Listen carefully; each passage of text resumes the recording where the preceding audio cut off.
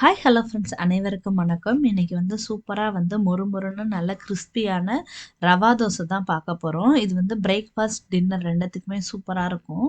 வாங்க எப்படி செய்யுதுன்னு பார்க்கலாம். இந்த ரவா தோசைக்கு ஃபஸ்ட்டு நம்ம மாவு ரெடி பண்ணிடலாம். ஃபஸ்ட்டு 1 கப் அளவுக்கு ரவா எடுத்துப்போம்.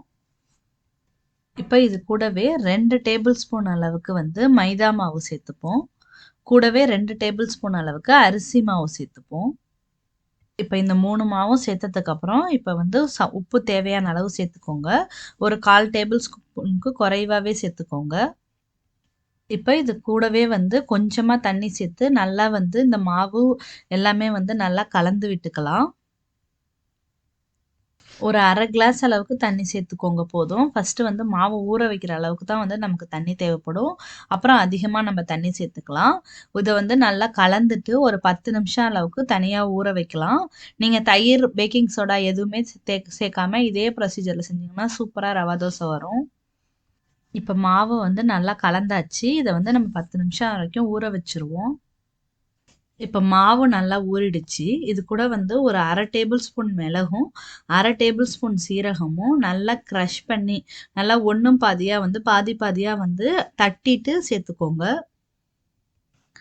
கூடவே ஒரு பச்சை மிளகாவை நல்லா பொடியாக கட் பண்ணி வச்சுருக்கேன், அதையும் சேர்த்துக்கலாம். கூடவே கொஞ்சம் போல் மல்லி இலைகளை சின்ன சின்ன பொடிகளாக கட் பண்ணி வச்சுருக்கேன், அதையும் சேர்த்துப்போம். கடைசியாக நல்லா கலருக்காக கொஞ்சமாக கேரட்டை இந்த மாதிரி துருவி போட்டுக்கோங்க. அப்போ டேஸ்ட்டும் நல்லாயிருக்கும், கலரும் பார்க்க அழகாக இருக்கும். இப்போ இது எல்லாத்தையுமே நல்லா ஒரு வாட்டி கலந்துட்டு இதில் நல்லா பெரிய கிளாஸால் 1 கிளாஸ் அளவுக்கு 200 ml 200லேருந்து 250 ml தண்ணி சேர்த்துக்கோங்க. தண்ணி சேர்த்துட்டு ஒரு வாட்டி நல்லா கலந்துக்கலாம். தண்ணி நிறைய சேர்க்குறப்ப எந்த கட்டியும் இல்லாமல் நல்லா கலந்துக்கோங்க. கட்டி இருந்தால் தோசை நல்லா வராது. கட்டி இல்லாமல் மாவு நல்லா தண்ணி பதத்துக்கு கலந்துக்கலாம். இப்போ மாவு நம்ம ரெடி பண்ணிட்டோம். கடைசியாக இது கூட 1 டேபிள் ஸ்பூன் அளவுக்கு ரவா சேர்த்துக்கலாம். இது ஊற வைக்காத ரவா. அப்படி சேர்த்துக்கிட்டிங்கன்னா தோசை நல்லா மொறுமொறுன்னு நல்லா கிறிஸ்பியாக வரும். இப்போ இந்த ரவா சேர்த்துட்டு ஒரு வாட்டி கலந்துட்டோம்னா நம்ம மாவு ரெடி ஆகிடுச்சு. இப்போ தோசை நம்ம ஊற்றிடலாம். பாருங்கள், இதுதான் கரெக்டான ரவா தோசை மாவு கன்சிஸ்டன்சி நல்லா தண்ணியாக இருக்கணும். நம்ம எடுத்து ஊற்றுறப்ப அப்போ தான் ஹோல் ஹோலாக நல்லா வரும்.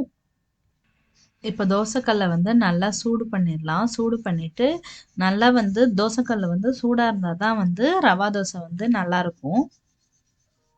நீங்கள் ஒரு வாட்டி ரவா தோசை ஊற்றுறப்ப நல்லா மாவை கலந்து விட்டு ஊற்றுங்க. இல்லைன்னா அடியில் ரவா அப்படியே தங்கிரும். அதனால் கலந்து விட்டு ஊற்றுனா தான் நல்லா கிறிஸ்பியான தோசை கிடைக்கும். இப்போ ரவா தோசையை நம்ம நார்மல் தோசை மாதிரி ஊற்றி ஸ்ப்ரெட் பண்ண முடியாது. ஜஸ்ட்டு கரண்டியில் எடுத்துட்டு அப்படியே ஊற்றி விடுங்க. நல்லா எல்லா பக்கமும் ஸ்ப்ரெட் ஆகிற மாதிரி ஊற்றி விட்டுடலாம். அடுப்பை மிதமான சூட்டில் வச்சுக்கோங்க. ஒரு 2லேருந்து 3 நிமிஷம் இது நல்லா வெந்ததுக்கப்புறம் லைட்டாக மேலே எண்ணெய் சேர்த்துக்கலாம். ஒரு டேபிள் ஸ்பூன் அளவுக்கு எண்ணெய் சேர்த்துக்கோங்க. அடுப்பு மிதமான சூட்டில் வச்சு ஒரு 4 நிமிஷம் வேக விட்டால் தான் நல்லா கிறிஸ்பியான ரவா தோசை நமக்கு கிடைக்கும். இப்போ ஒரு 4-5 நிமிஷத்துக்கு அப்புறம் நம்ம ரவா தோசை நல்லா மொறுமொறுன்னு கிறிஸ்பியாக ரெடி ஆகிடுச்சு. நம்ம இதை எடுத்துடலாம். பாருங்கள், சூப்பரான ரவா தோசை நல்லா ரெடி ஆகிடுச்சு. நீங்களும் இதே மாதிரி ரவா தோசை உங்கள் வீட்டில் ட்ரை பண்ணி பாருங்கள். ட்ரை பண்ணி பார்த்துட்டு உங்களோட கருத்துக்களை நம்மளோட கமெண்ட்டில் ஷேர் பண்ணுங்கள். இந்த வீடியோ உங்களுக்கு பிடிச்சிருந்ததுன்னா லைக் பண்ணுங்கள், ஷேர் பண்ணுங்கள், கமெண்ட் பண்ணுங்கள். கூடவே நம்ம வியூவர்ஸ் கிச்சனுக்கு சப்ஸ்கிரைப் பண்ணுங்கள். மீண்டும் ஒரு சூப்பரான வீடியோவுடன் அடுத்த வீடியோவில் சந்திப்போம்.